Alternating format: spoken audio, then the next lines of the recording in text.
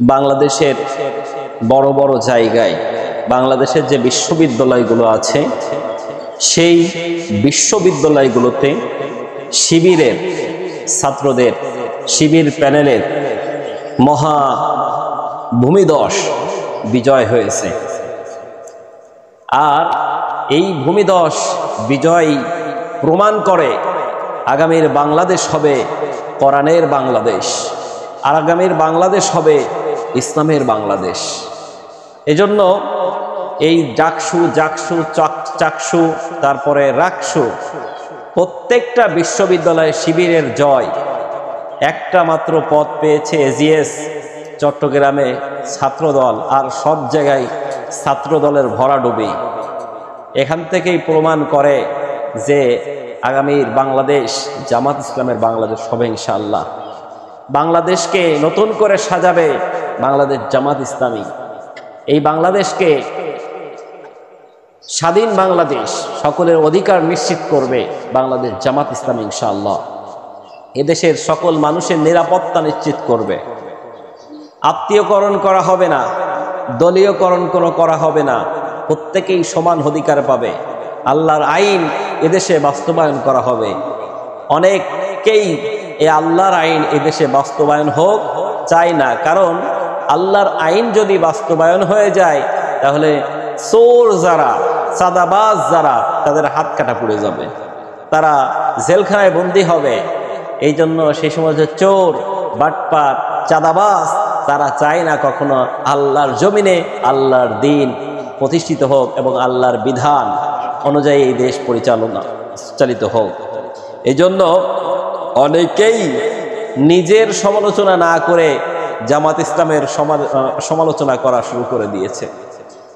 কোনো একটা ইস্যু পাইলেই সেখানে সমালোচনা। আগের দিন দেখলাম যে এক ব্যক্তি, মানে কোন চরমোনার প্রার্থী না কোন প্রার্থী জানি না, এখন কোন প্রার্থী তাও জানি না, তিনি প্রার্থীও কিনা তাও জানি না, তিনি বলেছেন বা এডিট করা কিনা তাও জানি না, এ বলা হয়েছে যে একটা খুনের বদলে 10টা খুন করব। এটা জামাত ইসলামের কোনো প্রার্থীর কথা না বা জামাত ইসলামের কারোর কোনো কথা না। হুজুর দেখেছে, মাথায় টুপি দেখেছে, দাড়ি দেখেছে, এই জন্য জামাত ইসলামের নাম দিয়ে চালিয়ে দেখেন জামাত ইসলাম সন্ত্রাসবাদ। আল্লাহর কি ইশারা, সেই দলের আর এক নেতা পরের দিন পোস্ট করেছে এটা চরমোনার লোক। তাহলে ওরাই আমাদেরকে কালার করছে, ওরাই আবার আমাদেরকে পরিচিত করছে, সম্মানিত করতেছে। অর্থাৎ ওরাই মিথ্যা বলছে, ওরাও আবার সেই সত্য তুলে ধরতেছে। অর্থাৎ আল্লাহ তাআলার যে আয়াত, ইদা জাআ নাসরুল্লাহি ওয়াল ফাত ওয়া রাআইতান নাসা ইয়াদখুলুনা ফি দীনিল্লাহি আফওয়াজা, যখন আল্লাহর সাহায্য আর বিজয় আসবে তখন নবী দেখতে পাবে যে দলে দলে মানুষ ইসলামের ভিতরে আবির্ভূত হচ্ছে, ইসলামের দিকে, ইসলামের ভিতরে প্রবেশ করছে, দাখিল হচ্ছে।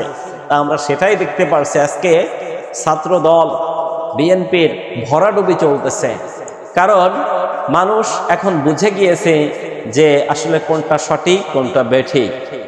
তারপরে এই ভূমিধস বিশ্ববিদ্যালয়ের বিজয় দেখে তারপরেও এখনো তাদের কানে পানি ঢুকি না। অনেকে বলছে এই বিশ্ববিদ্যালয়ের যে নির্বাচনের প্রভাব, এটা জাতীয় সংসদ নির্বাচনে পড়বে না।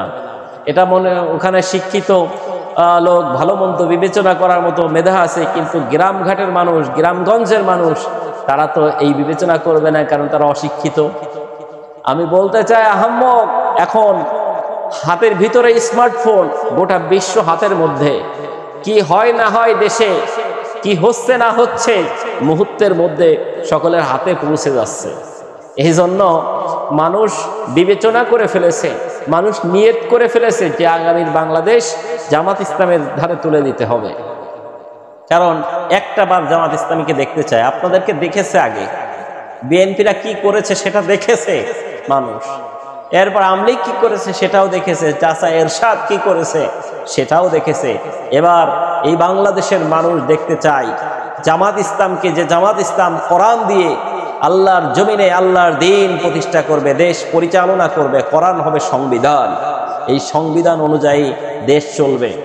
এতে করে অনেকের ঘুম হারাম হয়ে যাচ্ছে, বিভিন্নভাবে প্রপাগন্ডা চালিয়ে বেড়াচ্ছে, গুপ্ত রাজাকার যে স্লোগানগুলো আমলিগ করে টিকতে পারে নাই সেই স্লোগান গানগুলো আবার ব্যাক করা হচ্ছে।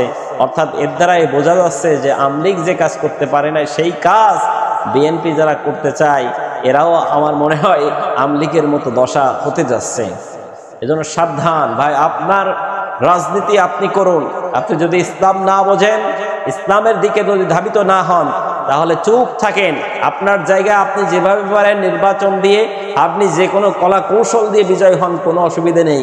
কিন্তু বাংলাদেশ জামাত ইসলামের কাজে আপনি বাধা সৃষ্টি করেন না, কারণ জামাত ইসলাম চায় আল্লাহর আইন